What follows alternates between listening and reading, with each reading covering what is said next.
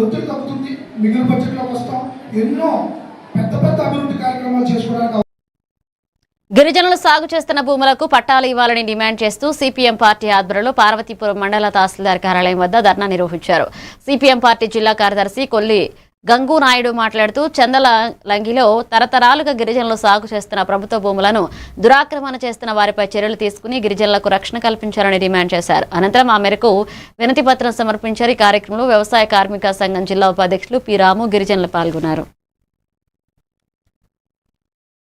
వందల సంవత్సరాల నుండి సాగు చేస్తున్న భూముల్ని ఈరోజు పార్వతీపురం పట్టణం నుండి కొంతమంది గుర్తు తెలియని వ్యక్తులు వెళ్ళి ఇది మాదని చెప్పి మాకు ఎమ్మెల్యే గారు చెప్పారు, ఇది మా భూమని గిరిజనులపై దౌర్జన్యం చేస్తున్నారు. ఇది సరైన పద్ధతి కాదు. మరి ఎమ్మెల్యే గారికి తెలుసో తెలీదో మేమైతే అడుగుతున్నాం. ఒకవేళ ఎమ్మెల్యే గారి దృష్టికి వెళ్తే వెంటనే ఆ గ్రామంలో ఉన్న గిరిజనుల్ని వాళ్ళందరినీ పరిశీలన చేయాలి. గత 100 సంవత్సరాల నుంచి సాగు చేస్తున్న గిరిజనులకు రక్షణ కల్పించాలి.